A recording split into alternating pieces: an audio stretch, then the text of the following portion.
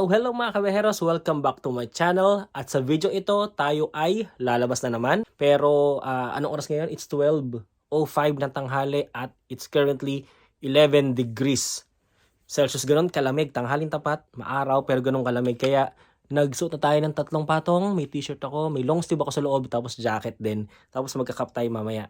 Dahil ngayon ay pupunta tayo ng Chiba Castle. Yung Chiba Castle na to, para din siya Osaka Castle, Nagoya Castle. Pupuntahan natin siya. Doon nasa Chiba ako, pero malayo kami doon sa mismong city na kung saan nandoon yung Chiba Castle. Kaya magtatatlong lipat ako ng tren. So from dito sa bahay namin, lilipat ako from Tsudanoma to Chiba City. Sakay ako ng monorail, yung nakasabit, papunta doon sa mismong, malapit na sa mismong castle. Kaya tara, samahan nyo akong bisitahin natin yung castle ng Chiba Prefecture. Let's go! Okay mga kaberos, naglalakad na tayo papuntang train station dito sa kanto sa amin. Kung mapansin nyo, sikat yung araw ngayon. Matindi sikat ng araw, pero hindi mo siya ramdam. Hindi mo siya ramdam yung init kasi nga ang lamig. Lalo na pag tumatama yung hangin. Nanunuot sa buong katawan yung lamig, which is good. Yan ang gusto ko ma-experience dito bago man lang umuwi ng Pilipinas. Well, actually mga kabeheros, no, medyo inagahan ko yung lakad ko ngayon. Ginawa kong 12 imbis na 1 or 2 p.m. Dahil autumn na dito at pa-winter na, mabilis gumabi. Parang 4 p.m. lang is madilim na. Kaya inagahan ko na kasi ayokong maabutan sa biyahe or dun sa mismong site, sa attraction site na madilim na. Kaya maaga tayo ngayon. Tingnan niyo ang cute ng parking ng bike. Dahil sa sobrang konti na lang o kulang sa parking, meron ng second floor yung parkingan ng bike ko. Ang cute. Yan, dito na ako ngayon sa gilid ng mall. Yan, may mga bike na nakaparada. May Pizza Hut dun sa kanan. Tapos diretso lang para sa train station.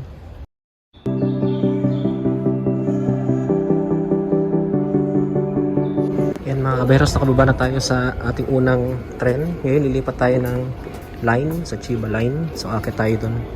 Tara, let's go.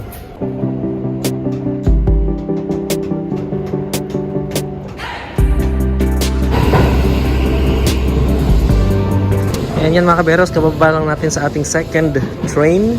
Ngayon naman lilipat na naman tayo, pero sa monorail na yun, nakasabit na tren. Nandito na tayo sa Chiba City or sa Chiba Center. Yan, dito tayo bababa sa Kenchomei. Ayan, kasi dyan malapit yung Chiba Castle. Kenchomei, so merong 112, may 127. Kahit alin dyan, sakay natin.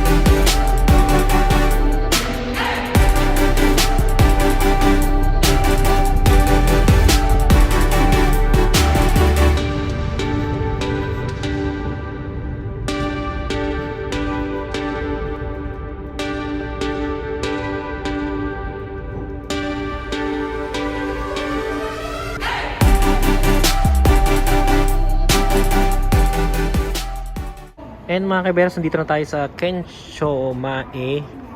Dito sa last stop ng monorail.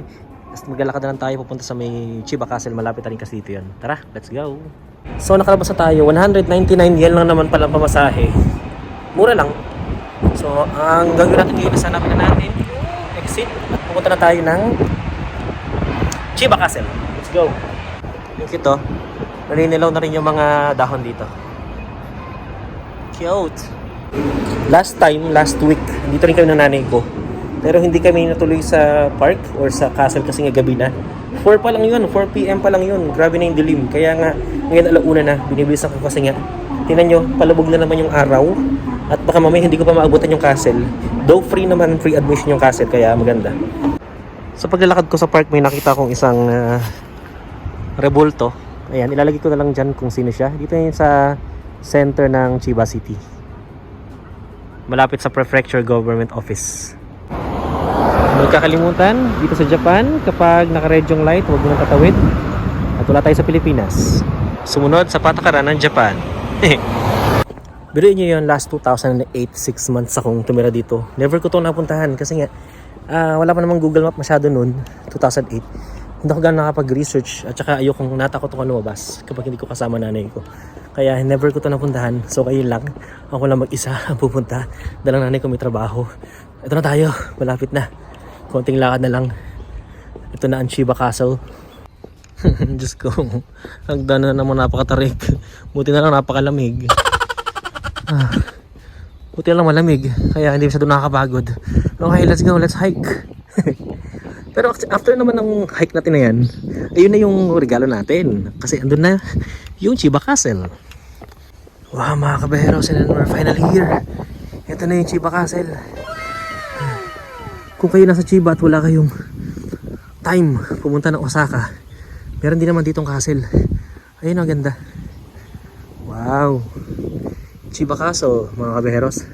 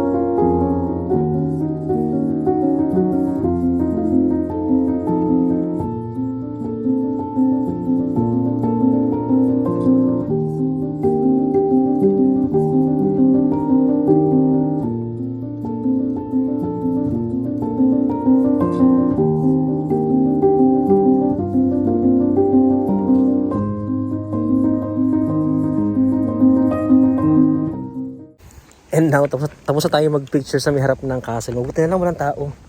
Ako lang tao, tapos may mga matandang naglalakad. Ngayon, iikutin natin itong castle. At tingnan natin, baka meron pa tayong makitang kakaiba dito sa compound ng Chiba Castle na to. At kakacheck ko lang sa sa temperature. Sabi ko, ba't ka ako napakalamig? Nanginginig ka ako yung kamay ko. Yun pala, 11 degrees ngayon dito. Ang lamig. Grabe, pero kaya naman, kaya. At sulit ang lakad, hindi nakakapagod. Nakauhaw lang. Ngayon yung entrance ng castle dito sa likod. Tignan natin kung makakapasok tayo sa loob ng free. Ewan ko ba kung free ba to? Ito yung entrance nyo. Ito yung castle.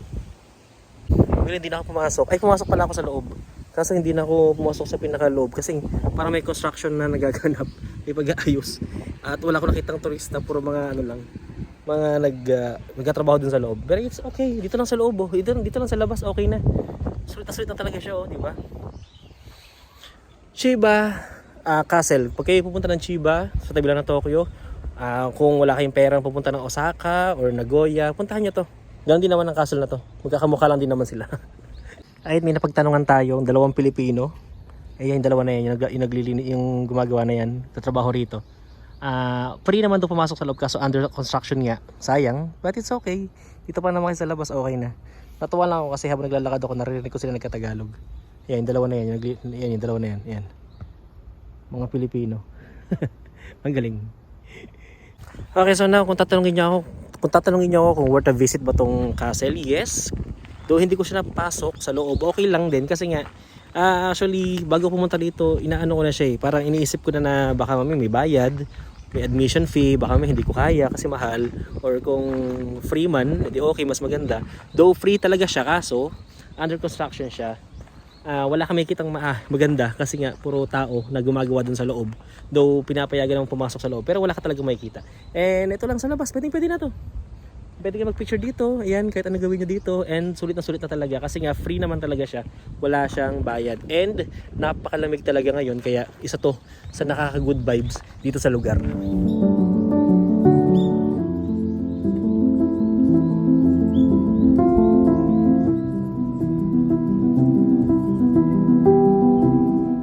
Tapos dito sa may harap ng castle, may nakita akong mga ganto, mga bato-bato. I believe yan ay mga, siguro dyan nakalagay mga remains or mga tomb yan, ng remains ng mga royals dito sa Chiba City, dito sa Chiba Castle. Siguro, baka. And look, nandito ako sa taas ng hill dito sa tapat ng Chiba Castle. At makikita nyo dun sa baba yung mga residential areas, mga buildings. Ang cute. It reminds me of Hong Kong. Pero napakalamig talaga. And I think that's it. Kailangan na natin bumalik sa ating pinanggalingan dahil malapit na naman magdilim. Anong oras na ba? Tingnan natin ang oras ngayon. It's magtutuna. Though yung pagdilim talaga, yung sunset is 4. Pero syempre, mahaba pa yung biyahe natin. Kung may madaan na tayong magandang site, videohan, i-vlog natin. Tara! Ito yung mapa ng Chiba City. Tingnan natin kung meron pa tayong mapupuntahan after ng Chiba Castle. You are here, so I'm here. So, tayo ngayon ng Samba. Sige, basta lakad lang tayo. Sino ba naman ang hindi magkakagusto or ma-fall in love dito sa Japan, no? Especially dito sa Chiba. Kasi tahimik. Although may maingay, may construction, malinis. Talagang yung mga tao dito, mga Hapon, walang chismosa. Chiba. Walang chismosa. Kapag binakasalubong ka ng mga Hapon, isang tingin lang tapos yuyuko na sila. And the rest, talagang number 1 talaga ang Japan. And habang naglalakad tayo, may nakita tayong temple dito, no?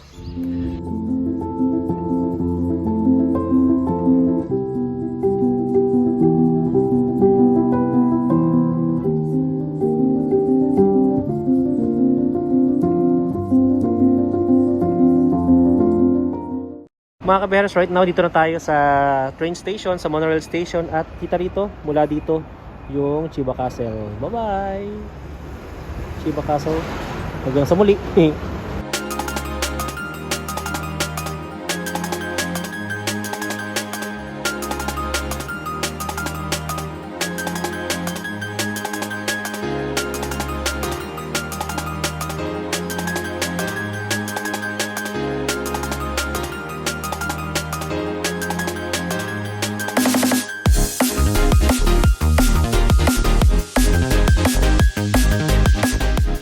And bago tayo umuwi at sumakay sa tren, dumaan muna tayo dito sa isa sa malapit na park dito sa Chiba. Nakita ko to, hindi ko siya alam. I-search ko na lang sa internet kung ano to. Ayan, sa park na to, may kita daw dito yung ganyang mga puno, lotus flower, tsaka yung mga gatong uri ng ibon. Wow. Well mga kaberos, actually, sinulit ko talaga yung 15 days. Kaya naman kahit may pasok yung nanay ko ngayon, lumabas na ako. Nag-Google Map lang naman ako. So sa tingin ko, sulit naman yung napuntahan ko. Sana natuwa kayo sa vlog ko kasama ng aking nanay mula dito sa Tokyo to Chiba. Sana samahan niyo ako ulit sa mga susunod pang mga vlogs ko sa iba't ibang mga lugar na pupuntahan natin. And that's it. Uwi na ako ng bahay namin. Sasakay na naman ako ng tren.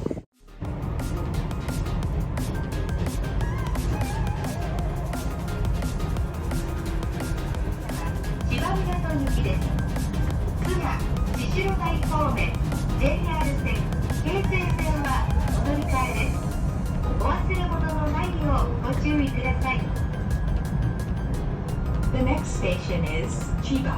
Change here for the JR line and the Keisei line.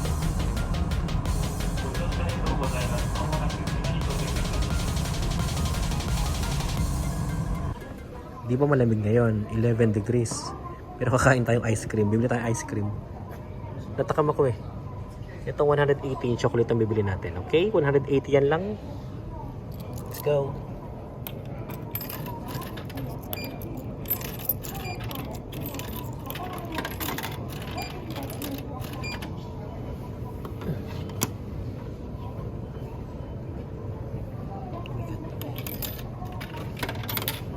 Okay, ito.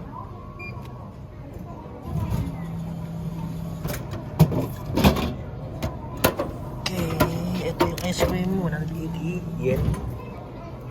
Ewan ko ba, no? Siguro psychological na lang. Kapag napakalamig, mas gusto kong kumain ng ice cream. Pero kapag mainit naman, wala ko sa mood kumain ng ice cream. Ha? Ice cream. Pag tayo umuwi.